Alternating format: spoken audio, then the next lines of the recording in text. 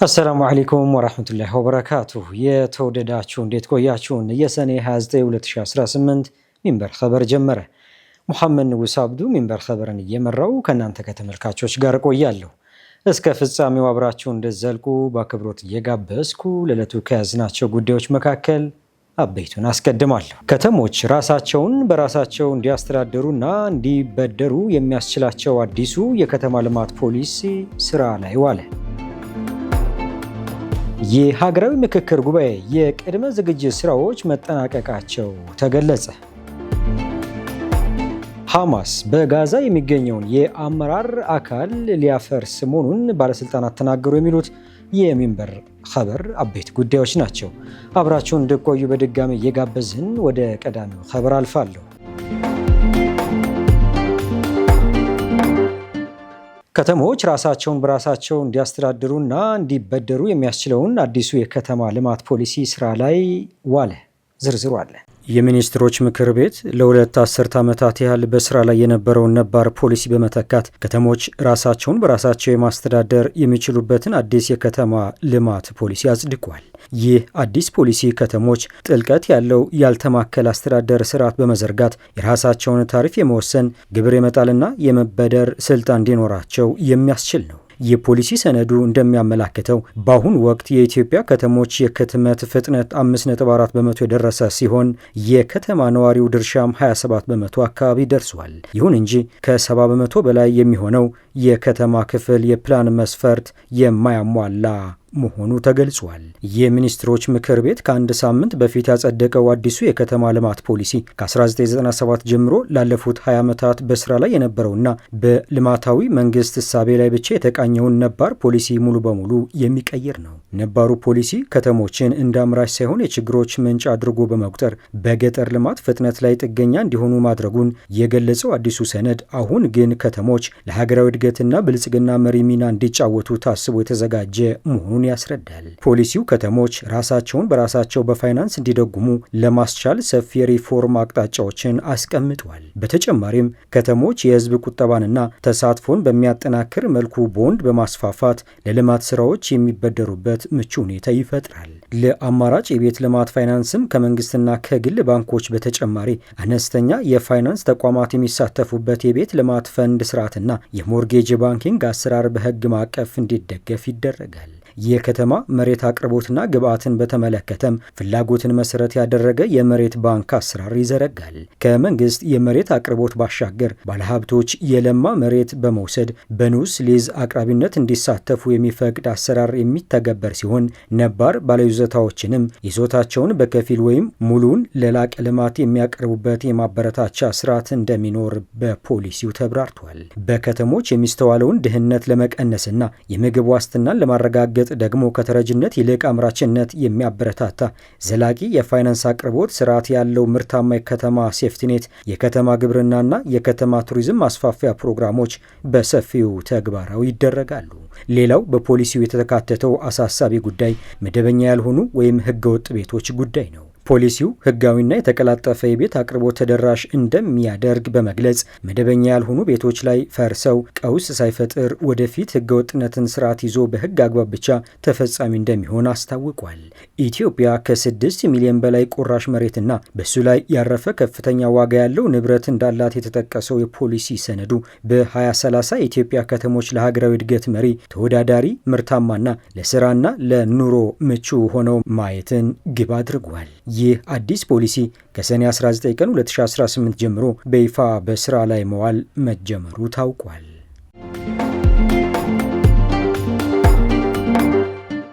የሀገራዊ ምክክር ጉባኤ የቅድመ ዝግጅት ስራዎች መጠናቀቃቸው ተገለጸ። የኢትዮጵያ ሀገራዊ ምክክር ኮሚሽን የሀገራዊ ምክክር ጉባኤ የቅድመ ዝግጅት ስራዎች የሁነቱን ትልቅነት በሚመጥን መልኩ መጠናቀቃቸውን አስታወቀ። ሰኔ 29 ቀን 2018 ጋዜጣዊ መግለጫ የሰጡት የኮሚሽኑ ዋና ኮሚሽነር ፕሮፌሰር መስፍን አራያ ጉባኤው ሁሉም ኢትዮጵያውያን በእኩልነት የሚመክሩበት በመሆኑ በሀገሪቱ ታሪክ ልዩ ምዕራፍ ነው ብለዋል። ዋና ኮሚሽነር ፕሮፌሰር መስፍን አራያ እንደገለጹት ከወረዳ፣ ከክልል፣ ከፌዴራል ከተሞችና ከውጭ ሀገራት የተውጣጡ 4000 ኢትዮጵያውያን ተመካካሪዎች ጉባኤውን ለመታደም ወደ አዲስ አበባ ይመጣሉ።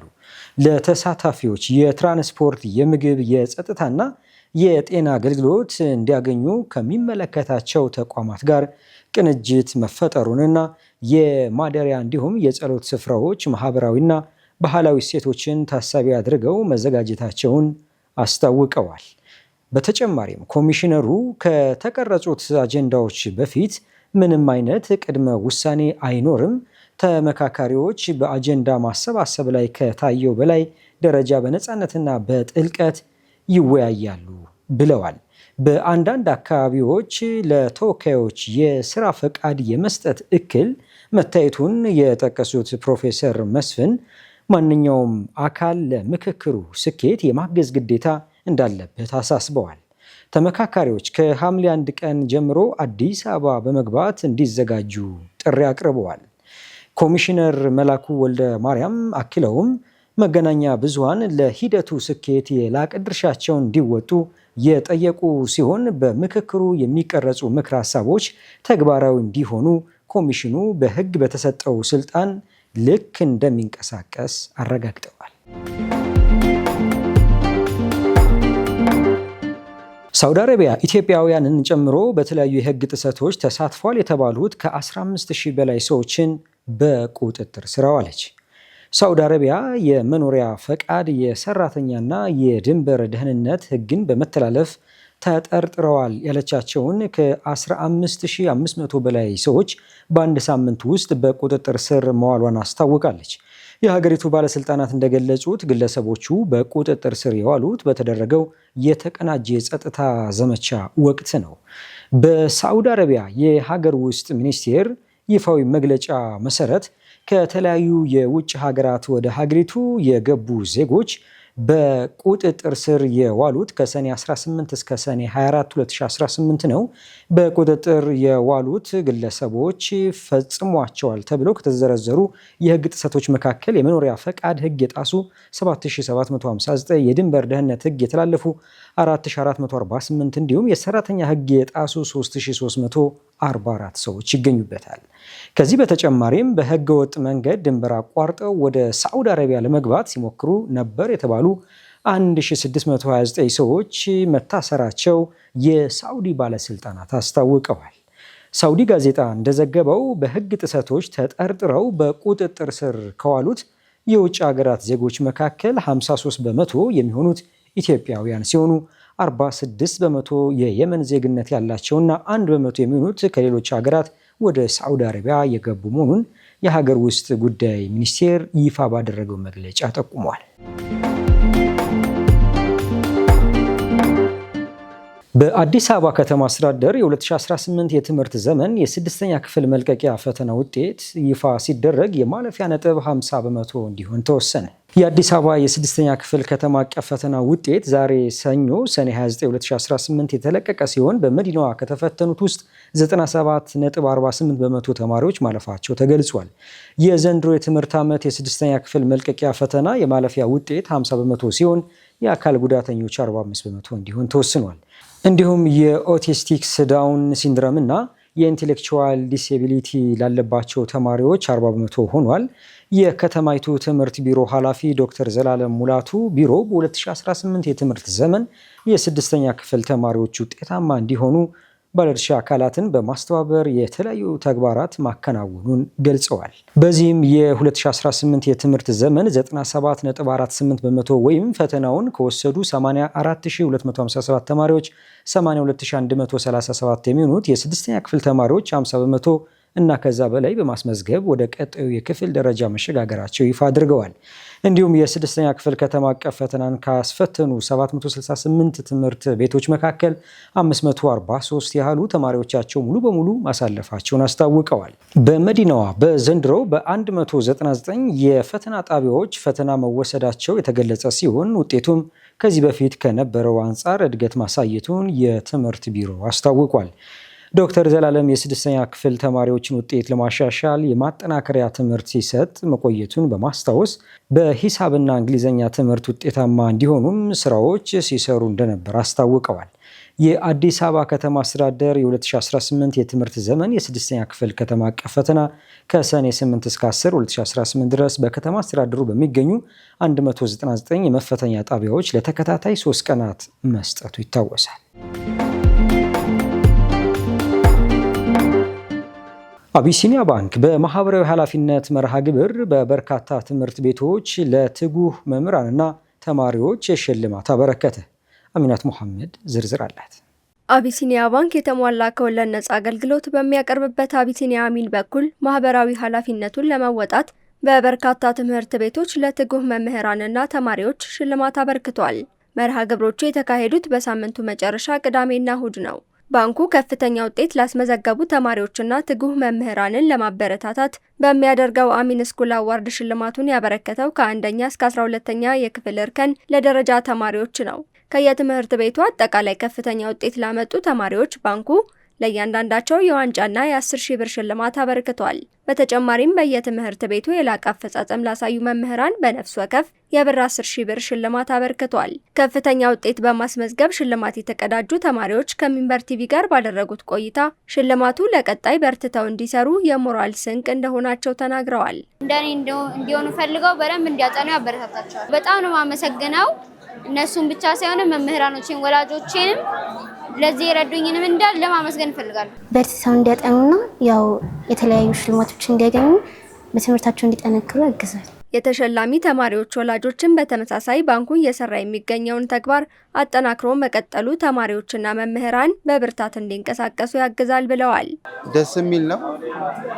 የበለጠ ደግሞ ያበረታታል። አቢሲኒያ አሚን ከወለድ ነጻ ባንክ አምናም ዘንድሮም ባየሁት ሁኔታ በጣም ደስ የሚል ነገር ነው እያደረገ ያለው። ለተማሪዎች፣ ለመምህራን፣ አጠቃላይ ለትምህርት ቤቱ ጥሩ ሞራል የሚሰጥ ነገር ነው። በተለይ መምህራን ሲሸለሙ የበለጠ ሞራል ኖሯቸው ተማሪዎችን እንዲያግዙ ያደርጋል። የሆነ ማበረታቻ ስታገኝ ደስ ይልሻል፣ ሞራል ይሰጥሻል፣ ለበለጠ እንድትሰሪ ያነሳሳሻል እና ልጆች ላይ ለውጥ አለ፣ በጣም ለውጥ አለ። በመድረኩ ላይ የተገኙት የአቢሲኒያ አሚን የወለድ ነጻ ባንክ አገልግሎት የቢዝነስ ሰርቪስ ዳይሬክተር አቶ አበጋዝ ኢማም እንደተናገሩት ባንኩ ማህበራዊ ኃላፊነቱን በመወጣትና ለተማሪዎችና መምህራን በየዓመቱ የማትጊያ ሽልማት እያበረከተ ይገኛል። የዚህ መርሃ ግብር ዋና ዓላማ ተማሪዎቻችን ላስመዘገቡት ውጤት የሞራል ድጋፍ ሰጥቶ ከማለፍ ባሻገር ለሀገራዊ የትምህርት እድገት፣ ለትውልድ የእውቀት መሰረት ብርታት ለመሆንና በእውቀቱ ብቁ የሆነ ተረካቢ ዜጋን ከማፍራት አንጻር የማይጠፋ አሻራ ማስቀመጥ ነው። በመሆኑም ባንካችን በዚህ በጎ ምግባር ቀዳሚ በመሆን በትምህርታቸው የላቀ ውጤት ያስመዘገቡ ተማሪዎችን የመሸለምና የማበረታታት ስራውን ለተከታታይ ዓመታት በተሳካ ሁኔታ አስቀጥሎ ዘንድሮ 5ኛ ዙር ላይ መድረስ ችሏል። የዘንድሮው ለ5ኛ ጊዜ እየተካሄደ እንደሚገኝ የገለጹት ዳይሬክተሩ ከአዲስ አበባ ከተማ በተጨማሪ በተመረጡ ክልል ከተሞችም እንደሚቀጥል ጥቆማ ሰጥተዋል። በመድረኩ ላይ የአቢሲኒያ አሚን ብራንድ አምባሳደር መሐመድ ፈረጅ እንዲሁም ሌሎችም ተገኝተዋል። አቢሲኒያ ባንክ የሸሪዓ መርሆችን በጠበቀ መልኩ በተቀማጭ በብድርና ሌሎች የአገልግሎት አማራጮችን በማቅረብ የደንበኞችን ቁጥር ከ2.5 ሚሊዮን በላይ ማድረስ የቻለ ሲሆን በ35 ቅርንጫፎች ሙሉ ለሙሉ ከወለድ ነጻ የባንክ አገልግሎት እየሰጠ እንደሚገኝ ተገልጿል።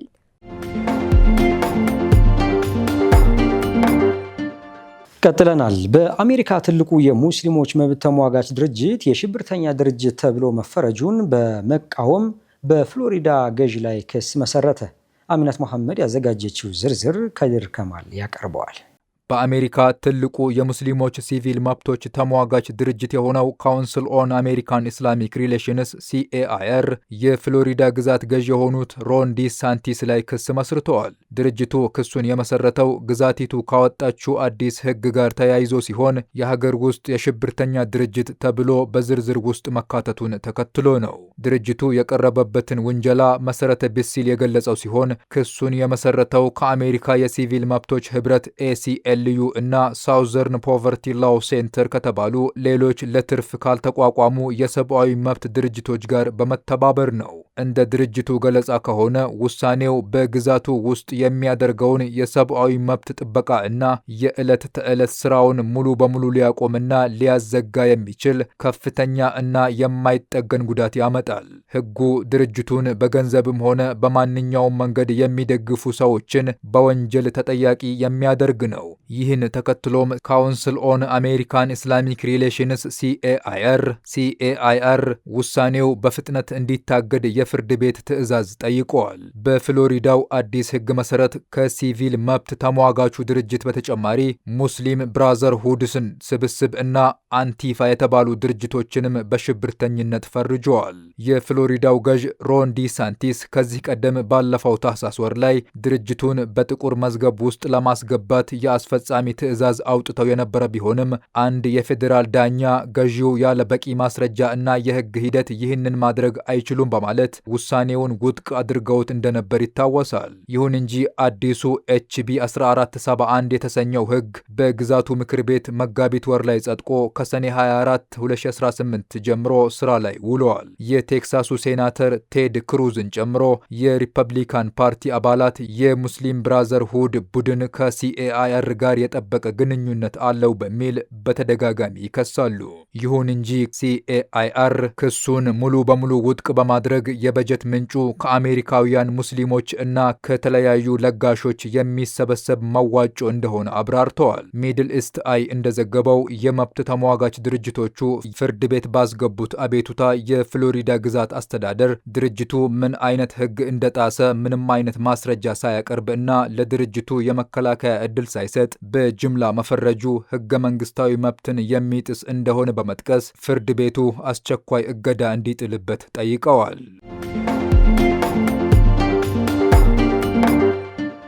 የተወደዳችሁ አሁንም እየተከታተላችሁ የምትገኙት ሚንበር ኸበርን ነው። አብራችሁን ስላላችሁ ደስ ይለናል። ለሚንበር ኸበር ጥቆማ ወይም አስተያየት ካላችሁ በአጭር የስልክ ቁጥር 9282 ብትልኩልን አጣርተን መልሰን ለእናንተው እናቀርባለን።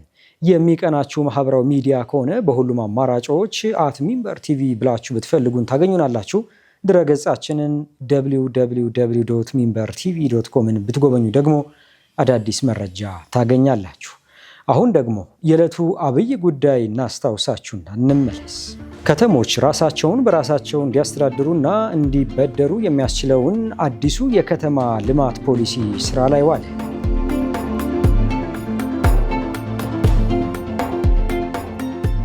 ከቆይታ በኋላ ሐማስ በጋዛ የሚገኘውን የአመራር አካል ሊያፈርስ መሆኑን ባለስልጣናት ተናግረዋል። እንመለስበታለን፣ ይጠብቋል። በሱዳን በኮሌራ በኩፍኝና በምግብ እጥረት ሳቢያ ከ200 ሺህ በላይ ሰዎች ለከፋ አደጋ ተጋልጠዋል ተባለ። በሱዳን ሰሜን ኮርዶፋን ግዛት ውስጥ በባራ ወረዳ በከፋ የኮሌራ እና የኩፍኝ ወረርሽኝ እንዲሁም በምግብና በመድኃኒት እጥረት ምክንያት ከ20 ሺህ በላይ ህፃናትን ጨምሮ ከ200 ሺህ በላይ ሰዎች ለከፋ ሰብአዊና የጤና ቀውስ መጋለጣቸውን የሀገሪቱ የሕክምና ባለሙያዎች ማህበር አስታውቋል። የሱዳን ዶክተሮች ኔትወርክ ባወጣው መግለጫ መሰረት ህፃናትን ጨምሮ ከ200 ሺህ በላይ ሰዎች ለከፋ የሰብአዊ ቀውስ ተጋልጠዋል ብሏል። በባራ ወረዳ በሚገኙ የተለያዩ የጤና ማዕከላት ውስጥ የጤና አገልግሎቶችን በተዳከሙበትና መሰረታዊ የሕክምና ቁሳቁሶች በሌሉበት ሁኔታ ከ100 በላይ በህፃናት የኩፍኝ በሽታና 45 የኮሌራ ኬዞች መመዝገባቸው ተጠቅሷል። ማህበሩ እንደገለጸው ወደ አካባቢው የሚገቡ የሕክምናና የምግብ አቅርቦቶች መቋረጣቸው ብሎም የሰብአዊ እርዳታዎች እንዳይገቡ መከልከላቸው በተለይም በህፃናትና ደካማ በሆኑ የህብረተሰብ ክፍሎች ላይ የሞት መጠንን በከፍተኛ ሁኔታ ሊጨምር የሚችል ትልቅ የጤና አደጋ ደቅኗል። የሱዳን ጤና ሚኒስቴር ባወጣው መረጃ በሰሜንና በምዕራብ ኮርዶፋን ግዛቶች እስካሁን 911 የኮሌራ ህመምተኞች የተመዘገቡ ሲሆን ከነዚህ ውስጥ 127 የሚሆኑት ህይወታቸው አልፏል። በሱዳን በመደበኛ ሰራዊትና በፈጥኖ ደራሽ ኃይል RSF መካከል ከሚያዝያ 2015 ጀምሮ የተቀሰቀሰው የእርስ በርስ ጦርነት በአሁኑ ወቅት በዓለም ላይ ካሉ አስከፊ የሰብአዊ ቀውሶች አንዱን ፈጥሯል። ጦርነቱ በብዙ ሺዎች የሚቆጠሩ ሰዎችን ህይወት ሲቀጥፍ ከ13 ሚሊዮን በላይ ሰዎች ደግሞ ከመኖሪያ ቀያቸው አፈናቅሏል ሲል ሚድል ኢስት ሞኒተር ዘግቧል። ሐማስ በጋዛ የሚገኘውን የአመራር አካል ሊያፈርስ መሆኑን ባለስልጣናት ተናገሩ። የፍልስጤሙ ታጣቂ ቡድን ባለስልጣናት እንደገለጹት ሐማስ ለ20 ዓመታት የጋዛ ሰርጥን ሲያስተዳድር የነበረውን መዋቅር ለማፍረስ በመዘጋጀት ላይ ይገኛል ብለዋል። የሐማስ ባለስልጣናት ለፈረንሳዊ ዜና ወኪል ኤኤፍፒ በሰጡት መግለጫ መሰረት ይህ እርምጃ ከተለያዩ የፍልስጤም አንጃዎች የተወጣጣና የባለሙያዎች ስብስብ የሆነ አካል የጋዛ ሰርጥን አስተዳደር እንዲረከብ መንገድ የሚከፍት ነው። ስሙ እንዳይገለጽ የፈለገ አንድ የሐማስ ባለስልጣን ለኤኤፍፒ ሲናገር የጋዛ አስተዳደር ኮሚቴ ለማፍረስና የጋዛ አስተዳደር ብሔራዊ ኮሚቴ ኃላፊነቱን በይፋ እስኪረከብ ድረስ የኮሚቴውን ስራ የሚከታተል ሰፊ ብሔራዊ ስምምነት የተቸረውን አካል ለመሾም እንቅስቃሴው ወስኗል ብሏል። ሌላኛው የሐማስ ባለስልጣን ደግሞ ይህንን እርምጃ ብሔራዊ ኮሚቴው የአስተዳደር ሚናውን እንዲወጣ የሚያስችል ቁም ነገር ያለው እርምጃ ሲሉ ገልጸውታል። ይህ የሐማስ አካል መፍረስ በሰላም ቦርድ ወይም ቦርድ ኦፍ ፒስ አማካኝነት የተቋቋመውና በባለስልጣኑ አሊ ሻዓት የሚመራው የጋዛ አስተዳደር ብሔራዊ ኮሚቴ አስተዳደራዊ ኃላፊነቱን እንዲረከብ ምቹ ሁኔታን ይፈጥራል። ይህ ኮሚቴ የተመሰረተው ባለፈው ጥቅምት ወር በሐማስና በእስራኤል መካከል የተኩስ አቁም ስምምነት በተደረሰበት ወቅት በአሜሪካው ፕሬዚዳንት ዶናልድ ትራምፕ አማካኝነት ነበር። ሆኖም እስራኤል ኮሚቴው በጦርነት ወደ ወደሙት ግዛት እንዳይገባ ባቀረበችው ተቃውሞ ምክንያት ኮሚቴው ለወራት ያህል ከጋዛ ውጭ ለመቆየት ተገዷል። ሐማስና ሌሎች የፍልስጤም አንጃዎች በተለይም በጋዛ የተኩስ አቁም ስምምነት ሁለተኛ ምዕራፍ ላይ ያሉትን ልዩነቶች ለማጥበብ ከአማላጆች ጋር በካይሮ በርካታ ዙር ውይይቶችን አድርገዋል። የመጀመሪያው ምዕራፍ በሐማስ እጅ የነበሩትን የመጨረሻዎቹን እስራኤላውያን ታጋቾች በእስራኤል ከተያዙ ፍልስጤማውያን እስረኞች ጋር መለዋወጥን የሚያካትት ነበር። የሐማስን መሳሪያ መፍታትና የእስራኤል ጦር ከጋዛ ቀስ በቀስ መውጣትን የሚያካትተው ወደ ሁለተኛው ምዕራፍ የመሸጋገር ሂደት ግን ለወራት ያህል ተስተጓጉሏል። በሌላ በኩል ሐማስ ማንኛውንም የጦር መሳሪያ ክምችት አሳልፎ ለመስጠት ከማሰቡ በፊት የፍልስጤም ሲቪል አስተዳደር እንዲቋቋም እየጠየቀ ይገኛል። የጦርነቱ ማብቂያ ማግስት የጋዛ አስተዳደር ጉዳይ የተኩስ አቁም ስምምነቱን ሁለተኛ ምዕራፍ ተግባራዊ ለማድረግ በሚደረገው ድርድር ላይ ዋነኛው አሻሚና አከራካሪ ነጥብ ሆኖ ቀጥሏል። እስራኤል ሐማስ ወደ ስልጣን እንዲመለስ የማትቀበል ሲሆን በራምላህ የሚገኘው የፍልስጤም አስተዳደር በዚህ ደረጃ በቀጥታ ጋዛን እንዲረከብም አትፈልግም። ሐማስ ጋዛን ማስተዳደር የጀመረው እንደ አውሮፓውያን አቆጣጠር ከ2007 ጀምሮ ነው። እንደ አውሮፓውያን አቆጣጠር በ2006 በተካሄደው የፍልስጤም የፓርላማ ምርጫ ሐማስ አብዛኛውን ወንበር አሸንፎ ነበር። ሆኖም ከተቀናቃኙ ፋታህ ፓርቲ ጋር በተፈጠረ የስልጣን ሽኩቻና የእርስ በርስ ግጭት ሐማስ እንደ አውሮፓውያን አቆጣጠር በ2007 የጋዛን መላው የጸጥታና የአስተዳደር መዋቅር በኃይል ተቆጣጠረ። ከዚያም ጊዜ ጀምሮ ላለፉት 2 አስርት ዓመታት ለ20 ዓመታት ያህል ጋዛን በብቸኝነት ሲያስተዳድር ቆይቷል።